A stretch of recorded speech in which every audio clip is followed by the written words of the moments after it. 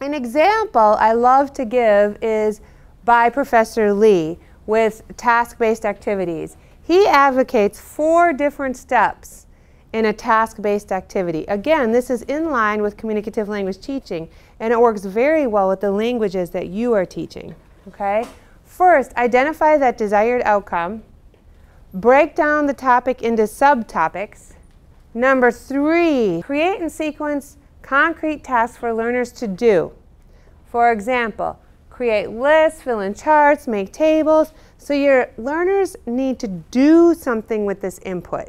Okay? They need to engage with the input. Okay? After you've situationalized or contextualized the new features, the vocabulary items, grammatical items, they need to do something with it. It doesn't mean just having them get in groups and talk about what they did yesterday.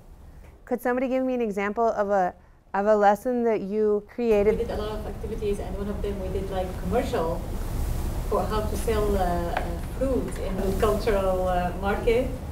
And we did like batata, was like something like this, and it's really, that was one of the best lessons I did, and I did, and there was like many songs about the fruits like we use on YouTube, and for a long term, like the students, they never forget about the name of the fruits, the colors and everything. So you had them produce a commercial that would be on the TV about the buying and selling of fruit at a supermarket in the target country. Right. That's an excellent idea. What kind of linguistic support did you build in? It was like actually present tense. Okay, so they were using present tense, and you said they learned fruit. Right. You emphasized fruit. Yeah. So they acquired the labels of fruit, the words for fruit in Arabic, because they were actively creating a commercial for TV. Right. Did you actually tape them?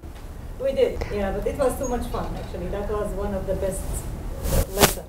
That is an excellent example. It's very task-based, very authentic. The students were attending to the language for meaning. They were doing something with the linguistic features, with the lexical features that you provided for them as input before they started to go out and actively do this task-based activity. That was an excellent example that worked. Could somebody give me an example of a lesson that you created that did not work? A mandatory course at the United Nations, and that was like integrity awareness for the staff there, and that was mandatory for all the staff. So we had very nice sessions with the other staff like senior management and all those, but we had to convey all those messages to the drivers also. So they were the unit staff too. Now the drivers' level of education was very low than the content that we had and the material that we had for that course. So when we present the course to the drivers, they were like, they didn't understand nothing. We had some activities, they were good during the activities, but when we come to the knowledge that we had to determine that how much they understand about the course itself, they were like, it was a bad experience. We come and we discuss in our team that we have to revise this course and bring it to the level of their education. And that's the key. The key is that you worked as a team with the other instructors, and you sat together as a team and you discussed what did not work. Okay? You reflected on the practices and realized what did not work and how you could improve. And that is really an important part of lesson planning.